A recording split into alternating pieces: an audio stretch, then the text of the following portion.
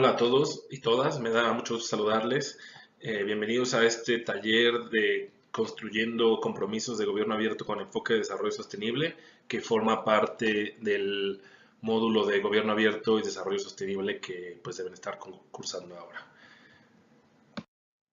Esta presentación tiene dos partes. La primera habla sobre la problematización, pues, quizá un poquito repetitiva sobre algunos de los temas que ya han visto, pero no queremos dejar de insistir sobre ellos, y sobre cómo diseñar compromisos de gobierno abierto con enfoque de desarrollo sostenible, que en todo caso será útil si en algún momento se integra a las actividades de los secretariados técnicos locales de sus estados. Y una segunda parte en donde abordaremos muy rápidamente, una vez más, de qué se trata la Agenda 2030 y cómo alinear una visión innovadora que tenemos de políticas públicas a la que llamamos combos o clusters el diseño de los compromisos de gobierno abierto en los secretariados técnicos locales. Si quieren, empezamos platicando un poquito de nuevo sobre la identificación y la delimitación de los problemas. Al final de cuentas, todo este ejercicio de gobierno abierto tiene como base la resolución de problemas públicos a través de un mecanismo de transparencia, participación ciudadana, rendición de cuentas y también pues, de enfoque de desarrollo sostenible. Lo primero que tenemos que hacer para avanzar en esta resolución del problema es definir, en todo caso, qué entendemos por un problema, ¿no? Y esto pues se puede definir muy rápidamente en una frase, es la brecha entre el estado actual y lo deseable, y pues esto puede ser desde una aspiración normativa hasta una aspiración social. Únicamente estaremos hablando de problemas cuando se cumplan tres condiciones: que sea suficientemente importante como para llamar la atención, que sea difícil resolverlo porque en todo caso pues simplemente no sería un problema, y que sea posible manejarlo. Hay temas que podríamos nosotros considerar que son demasiado amplios y que están fuera de nuestro control y de nuestro manejo, que pues no tendría caso definirlos como un problema público. Hay dos enfoques básicos de identificación de los problemas. Hay un enfoque sociológico y hay un enfoque constructivista. El primero es que los problemas son una brecha, cuando hay una gran brecha entre los ideales sociales, lo que espera la sociedad, con pues, bueno, la realidad. Ese sería un problema en el punto de vista sociológico. Y del punto de vista constructivista es cuando hay muchas personas que consideran que esa realidad es un problema. Eso es suficiente para convertirlo pues, en un problema en sí mismo. Y hablamos de problemas de política pública cuando existen instrumentos de política pública para resolverlo. Ahora, ¿cómo identificar problemáticas? De esto ya hemos platicado, es la metodología del árbol de problemas, en donde se identifica primero una situación problemática en función de un tema o de un insumo o de un input, y después se hace una lluvia de ideas y se hace un análisis de ese insumo para generar una definición de la problemática en la que se puedan distinguir las causas que llevan a ese problema y los efectos y subefectos de ese problema, ¿no? Los efectos de efectos. Y por último, pues bueno, se hace una identificación de actores, sabiendo que hay muchos actores o probablemente haya muchos actores involucrados en la resolución de un problema y que es necesario pues tener conocimiento de quiénes son y pues qué intereses tienen, etcétera. Lo veremos más a detalle. Algunas recomendaciones muy claras para la definición de las problemáticas. Una es pues la justificación de la elección del problema, ¿no? Considerar elementos que tengan que ver con la frecuencia, con la duración, con el alcance, con la gravedad y la percepción. La otra es el encuadre de la problemática, ¿no? Indicar una problemática sin implicar una solución o sin culpar a alguien. La tercera sería considerar el entorno. Creemos que siempre ayuda a identificar comportamientos o factores ambientales que pueden modificarse para alcanzar una situación deseable, y pues también analizar con profundidad las causas. También creemos que el trabajo colaborativo es deseable porque pues se busca un análisis con la comunidad para detectar las causas primordiales del problema, ¿no?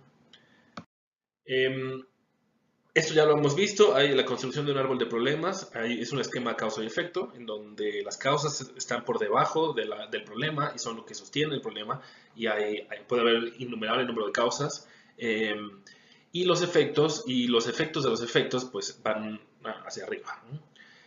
Aquí las recomendaciones para las definiciones que se expresen las problemáticas en función de una carencia o una ausencia de algo que se requiera, que la redacción del problema tenga también un sentido negativo, ¿no?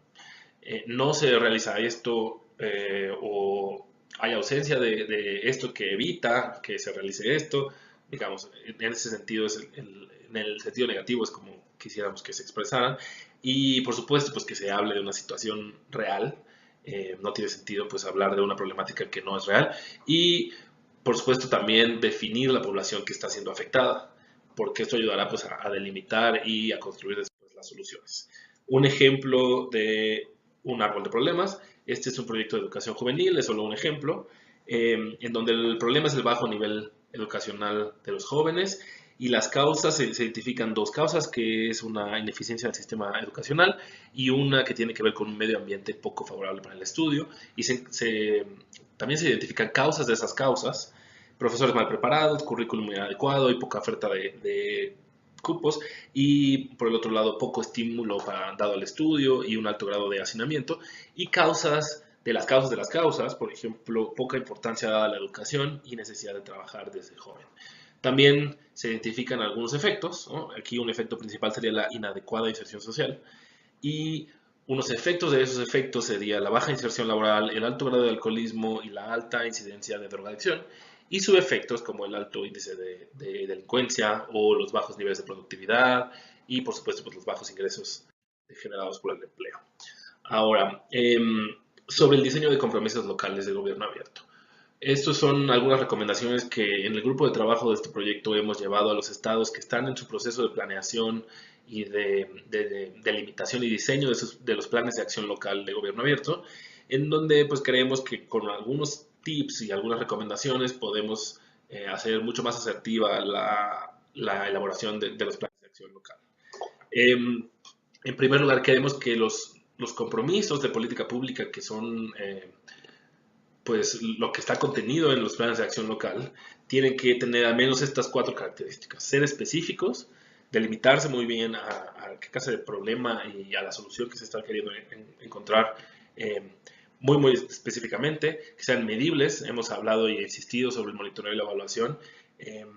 Únicamente compromisos que sean medibles pues van a ser más sólidos y con la medición se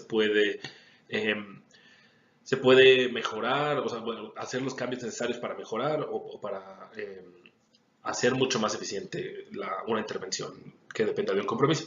Por supuesto, tienen que ser relevantes, no nos sirve de nada que se hagan compromisos sobre temas que pues nada, no son relevantes para la población y que no nos importan.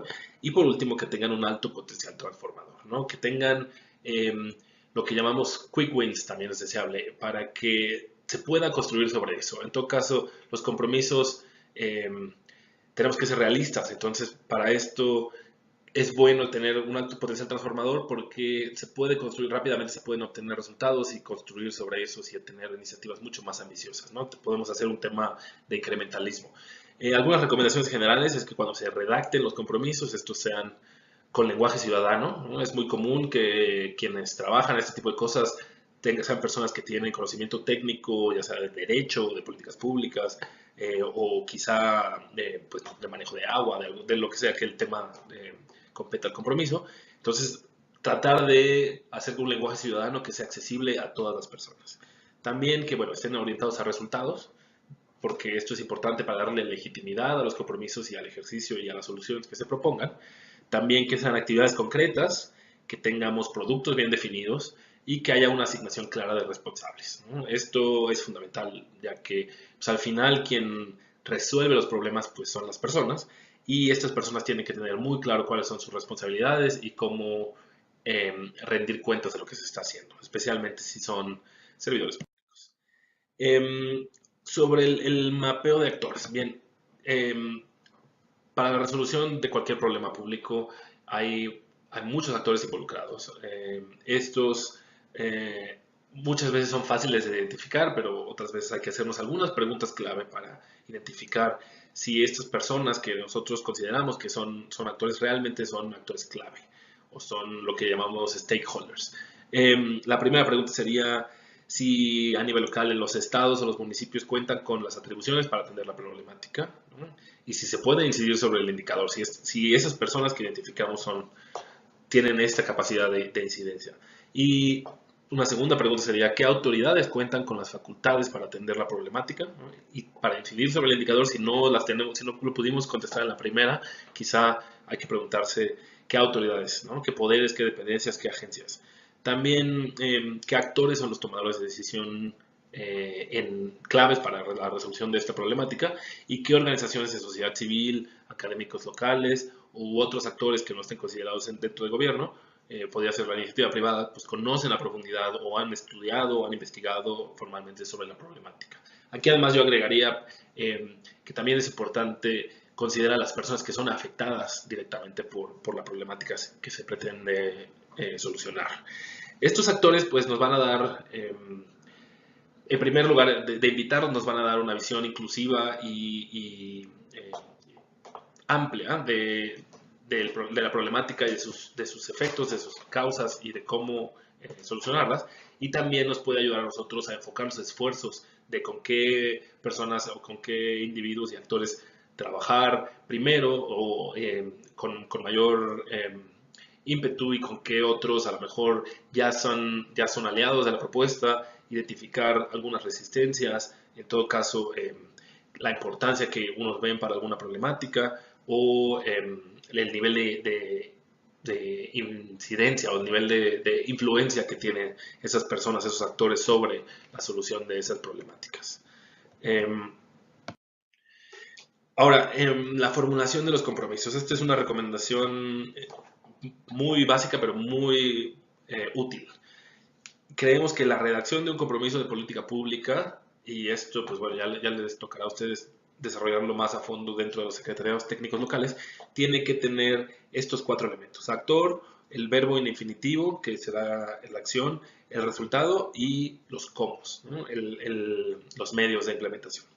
Entonces, por ejemplo, un actor X se compromete a realizar X acción para generar un resultado X mediante algunas actividades.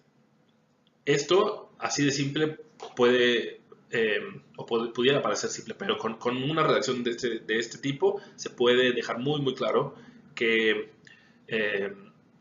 quién es el responsable, qué se va a realizar, cómo se va a realizar y, pues bueno, qué resultados se pueden esperar. Además, estas 3 acciones, digamos, o estas 3 informaciones adicionales para la formulación del compromiso. ¿Qué acciones claves hay, no? ¿Cuáles acciones crees que son clave para llevar a cabo este compromiso? Hay que identificar eso para enfocar esfuerzos. ¿Qué retos, no? Siempre que hacemos un plan de política pública o un compromiso, hacemos suposiciones y esas suposiciones tienden a enfrentarse a la realidad y muchas veces no son exactamente como nosotros las hubiéramos pensado y eso normalmente genera un riesgo, un reto. Lo primero que podemos hacer es prevenirlos, ¿no? Y por ejemplo, preguntarnos cuáles retos crees que nos vamos a enfrentar al llevar a cabo este compromiso y mitigarlos en todo caso, ¿no? También encontrar los mecanismos para disminuir la afectación de estos retos cuando se presenten. Y pues bueno, algunas sugerencias, recoger sugerencias también. ¿Qué se sugiere para que el compromiso se lleve a cabo de manera más?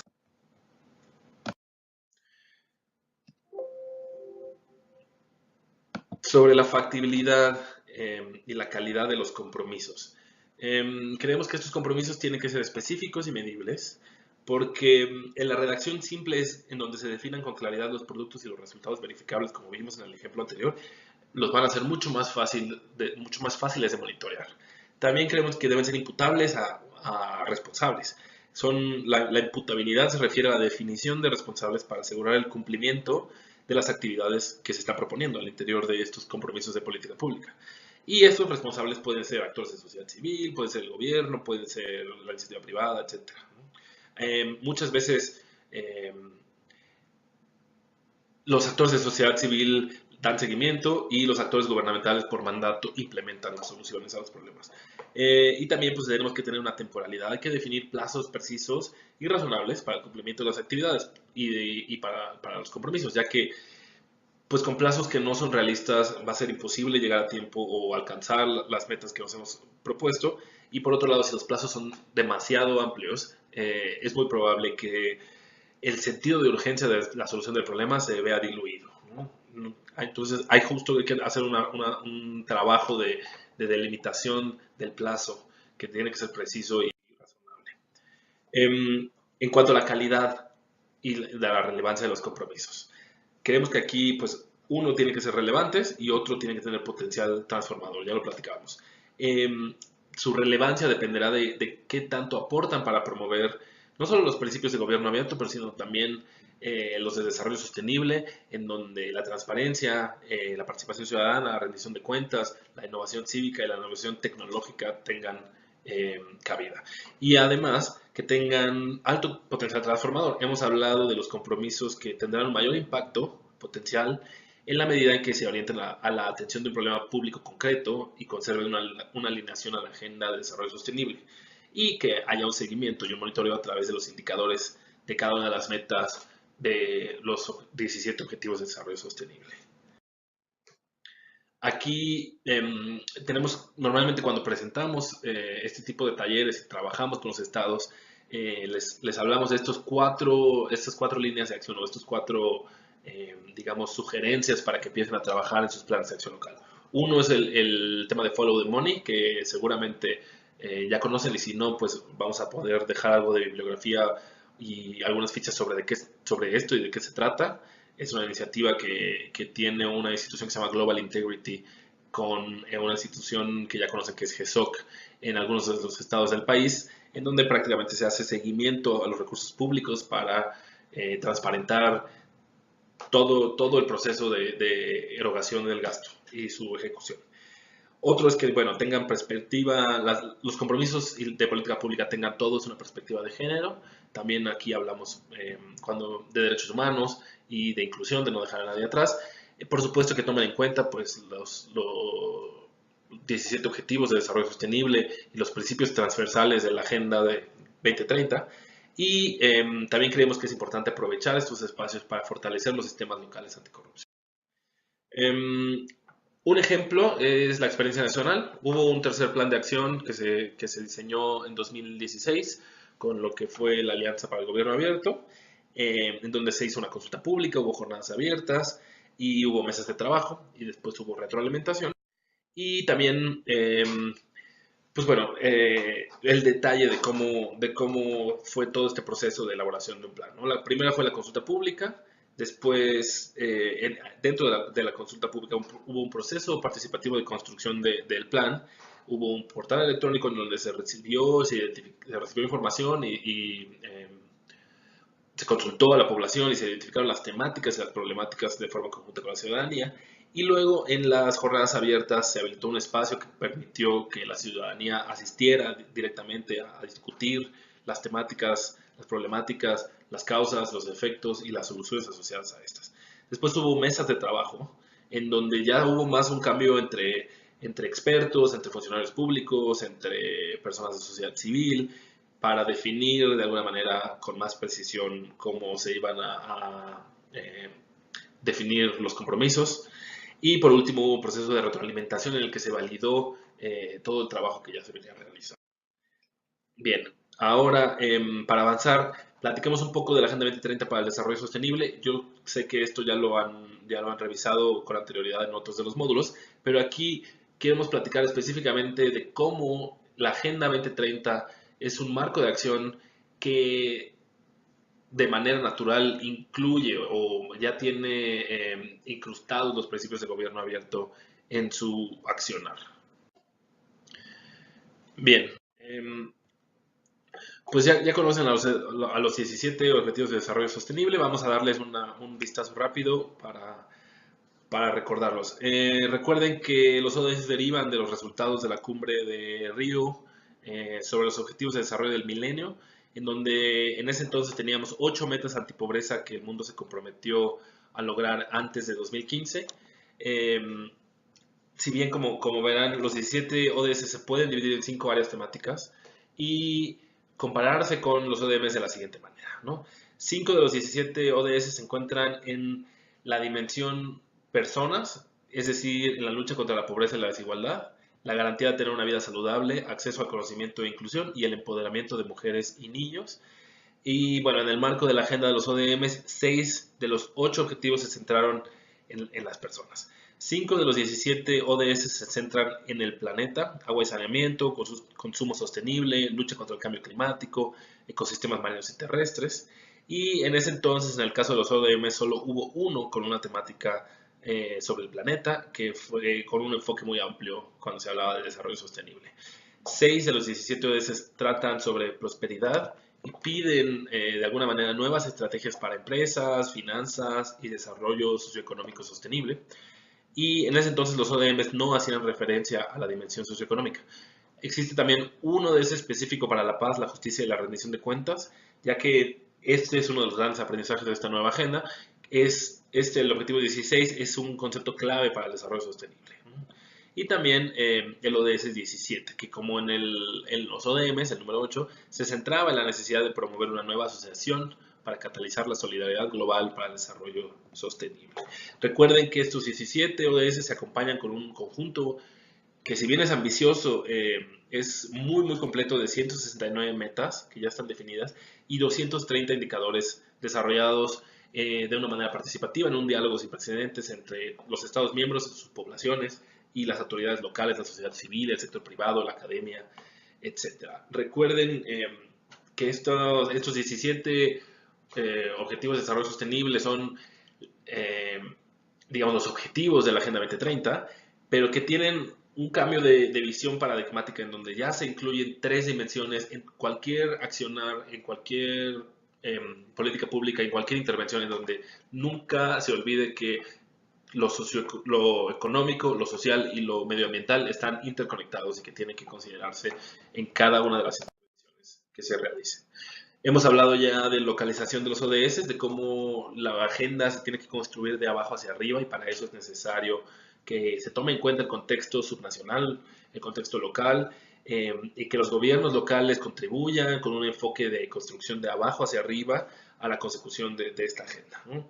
Hay 4 acciones específicas que creemos que pueden y que cuando hablamos de localización pueden ayudar a la implementación de la Agenda 2030. Una es la sensibilización, que se conozca la agenda y que participe la ciudadanía a través de, bueno, ya decíamos, de participación ciudadana, pero también de campañas de comunicación. Otro es la incidencia, que se descentralice la toma de decisiones y que justo los ejemplos y los ejercicios de gobierno abierto, el secretariado técnico local es un ejemplo de descentralización en donde las decisiones se toman de manera descentralizada y local para incidir en problemas de política pública, que haya estrategias y planes, un proceso de planeación en donde se hagan diagnósticos y se llegue a la implementación, y después, por supuesto, que haya monitoreo y evaluación, ¿no? Para darle seguimiento y podamos recibir los aprendizajes del monitoreo y hacer los cambios necesarios para mejorar y incrementar pues el alcance de la agenda. Quizá vale la pena mencionar que cuando hablamos de sensibilización, creemos que a puntos específicos que se pueden realizar es incluir a los ODS en los marcos de política pública, desarrollar campañas de sensibilización y comunicación, involucrar plataformas que ya existen para alcanzar a todos los actores de la sociedad a través de medios de comunicación tradicionales, de redes sociales, etcétera, ¿no? Hay que aprovechar el poder de la cultura para promocionar los ODS, y por supuesto pues hay que incluir perspectiva de género y aprovechar el poder de la educación. En muchas buenas prácticas, o en muchos países y entidades subnacionales, se han nominado embajadores de los ODS para maximizar el impacto de la comunicación, y pues ha habido asociaciones, redes de gobiernos locales y regionales, etcétera, que han desarrollado pues compromisos con gobiernos locales y regionales con los ODS. En el caso mexicano tenemos un, un mecanismo en donde los estados, los gobiernos estatales generan espacios de diálogo entre tomadores de decisiones para bajar la Agenda 2030 de lo nacional a lo estatal. Estos normalmente se llaman consejos o comités o subcomités, en donde participa el Ejecutivo con su gabinete y en donde se toman decisiones de cómo ajustar los planes estatales de desarrollo y alinearlos con los objetivos de desarrollo sostenible. También, pues en algunos casos ayuda a nominar embajadores, ya lo decía, de los ODS, pero también defensores en el ámbito del gobierno local y regional, ¿no? Y pues, por supuesto, en la medida en que haya más conocimiento y más sensibilización sobre estos temas a nivel local, va a ser mucho más fácil movilizar recursos para apoyar a las iniciativas que quieran atender los problemas de desarrollo. Hablemos ahora sí del enfoque de combos. Esto es una innovación, digamos, en términos de política de desarrollo sostenible, en donde aprovechando el enfoque y el enfoque transversal de integralidad que tiene la Agenda 2030, se pueden diseñar políticas públicas y compromisos de acción de gobierno abierto que atiendan a distintos problemas al mismo tiempo, ¿no? Esto hace que las intervenciones sean más baratas y que el impacto sea mucho más amplio. Del lado derecho de la lámina podemos ver, por ejemplo, un mapeo en donde se ve, si alcanzan a ver las 169 metas y algunos de los objetivos de desarrollo sostenible, y tres temas. Erradicación de la pobreza en todas sus dimensiones, acceso a empleo y protección social, jóvenes y mujeres, y seguridad ciudadana. Si se dan cuenta, en uno o dos de los cuadritos que ahí se ven, se conectan los tres temas. Les tocará a ustedes pensar qué intervención ustedes se imaginan que pueda atender temas de pobreza, temas de acceso a empleo y protección social para jóvenes y mujeres y temas de seguridad ciudadana.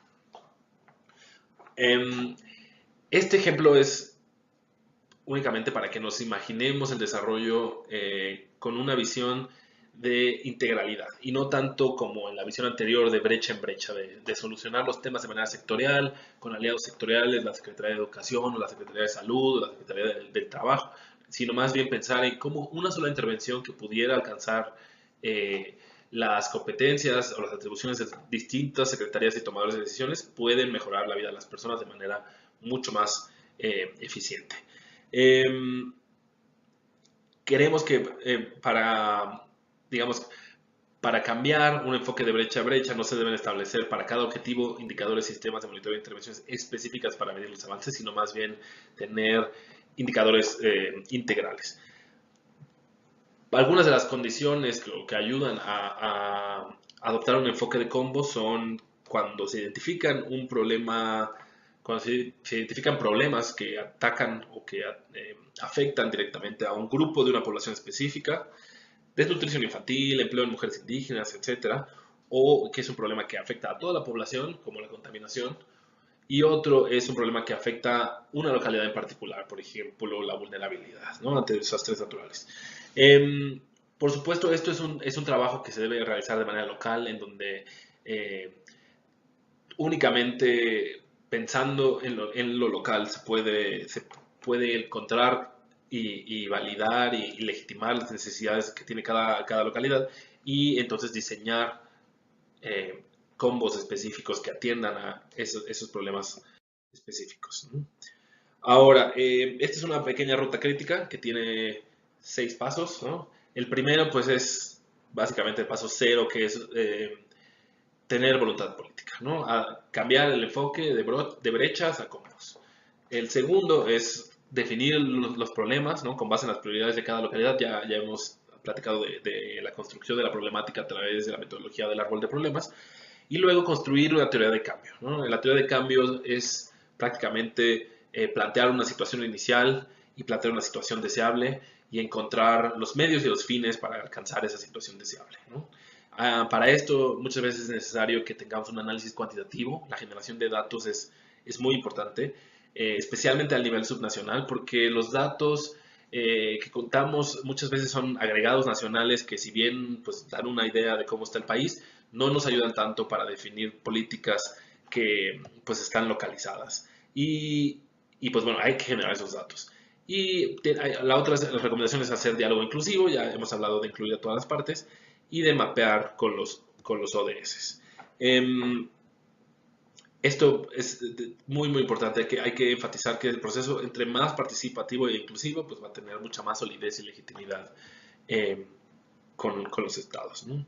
En el paso 3, la construcción de hoja de ruta, consiste pues en reconocer la importancia de identificar para cada intervención o programa su impacto y su factibilidad, con el objetivo de identificar aquellas intervenciones que son aceleradoras y que pueden ayudar a catalizar el cambio de manera mucho más rápida, ¿no? O sea, muchas veces cuando llegamos a identificar una problemática y tratar de solucionar el problema, ya hay una intervención que se ha realizado y que en todo caso habría que aprovechar y acelerar.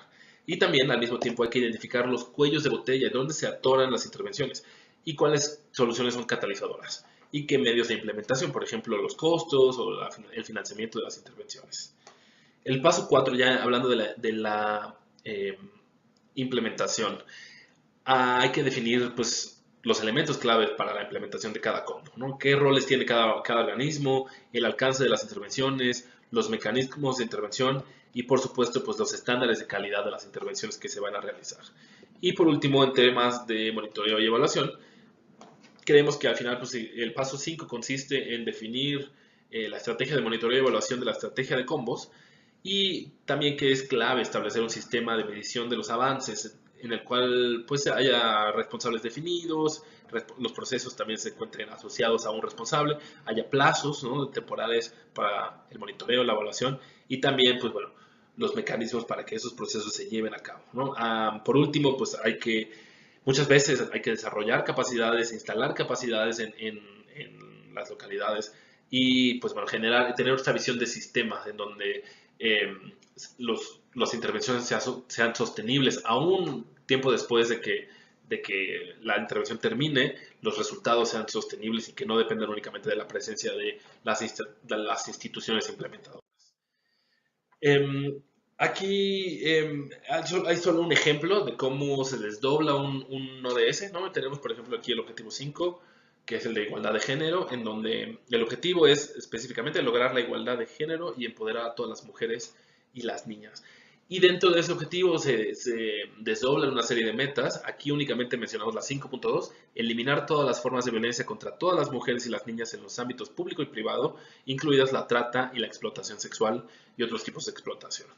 Y asociados a esa meta se encuentran dos indicadores, el 5.2.1 y el 5.2.2, en donde ya hablamos de proporción y de mujeres, de proporción de la población que se va a atender, que han sufrido violencia física, sexual o psicológica a manos de su actual pareja o anterior en los últimos 12 meses, desglosada por forma de violencia y edad. Y de esta manera podemos medir si a lo largo del tiempo y de la intervención pues ha disminuido esta proporción.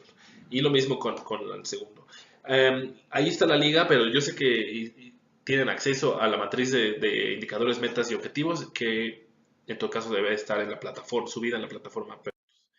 También tenemos un ejemplo con el objetivo 16, promover sociedades pacíficas e inclusivas para el desarrollo sostenible, facilitando el acceso a la justicia para todos y construir a todos los niveles instituciones eficaces e inclusivas que rindan cuentas. Esto para poner fin de este objetivo se desdobla la meta 2 del 16.2, que es poner fin al maltrato, la explotación, la trata y todas las formas de violencia y tortura contra los niños.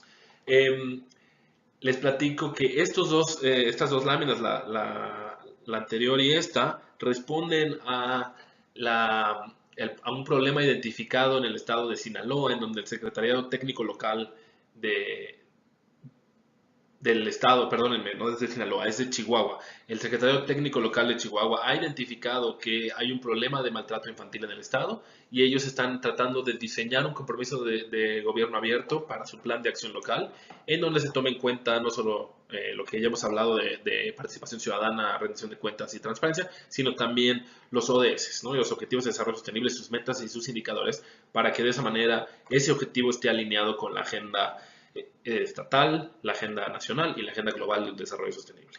Es un poco el contexto. Aquí por eso mencionamos el objetivo 5 y el objetivo 16 y justamente esta meta, poner fin al maltrato, la explotación, la trata y todas las formas de violencia y tortura contra los niños. Hay asociados 3 indicadores que pueden ver en pantalla y que pues bueno, van a ayudar a medir el avance de la intervención y saber pues, si se están haciendo las cosas bien o si hay que hacer algunas modificaciones para que esto pues se realice de mejor manera. Por último, me parece que es la última lámina. Creemos y quizá el mensaje que quisiéramos pasar es que de tomar en cuenta a la Agenda 2030 y a los Objetivos de Desarrollo Sostenible con sus metas y sus indicadores, los compromisos de gobierno abierto van a estar alineados con la Agenda 2030 y también van a estar alineados con los compromisos nacionales y estatales para el desarrollo sostenible. Esto es positivo por muchas cosas. Una es que al utilizar los indicadores de los ODS para monitorear y evaluar los planes de acción local, los logros locales, lo que se esté haciendo bien, va a ser reconocido a nivel nacional. Y esto va a formar parte de los informes de progreso de los ODS que se publican a nivel global. Esto ayuda a visibilizar los problemas públicos, a visibilizar las acciones que se están realizando, en todo caso, a movilizar recursos una vez que los problemas se hayan visualizado o se hayan visibilizado. Y pues bueno, esto es positivo también, inclusive para mejorar la legitimidad de los gobiernos en los estados y de los ejercicios también de gobierno abierto. Para que esto se lleve a cabo, nosotros creemos que solo será posible si se promueve la participación de los gobiernos locales y regionales en el monitoreo nacional, que eso es un poco la tarea que desde el PNUD estamos llevando a cabo para que sean los gobiernos locales y los gobiernos regionales los que también generen sus propios indicadores y que se reconozcan sus trabajos en el monitoreo nacional. También que se recopilen los datos y se monitoreen el progreso a nivel subnacional, que ya lo mencionaba, que se adapten los indicadores nacionales a los contextos locales, en su caso que se desarrollen en conjunto indicadores localizados específicos para cada territorio, y también pues asegurando que la información recopilada se utilice. Al final hay mucha información que no se utiliza, entonces generar información que sea accesible, que sea en datos abiertos, que se pueda utilizar y explotar para la generación de informes, de indicadores, de gráficas, etcétera, y que luego se presenten en informes nacionales. Y pues bueno, habilitar la participación de los gobiernos locales y los regionales y de las partes interesadas en la revisión de los planes. Creemos que de tener un solo mecanismo de seguimiento y evaluación, esto nos va a dar un marco sólido de indicadores y de datos estadísticos que nos va a ayudar a monitorear el progreso, formular políticas, garantizar la rendición de cuentas de todas las partes interesadas y pues alcanzar el desarrollo sostenible en 2030. Creo que por mi parte sería todo y pues les agradezco mucho la atención en estos casi 40 minutos de presentación. De todas formas voy a dejar abierta una sesión en el foro por si hubiera algunas preguntas y también subiré algunos de los vínculos con algunos de los materiales complementarios para este tema. Bueno, muchas gracias.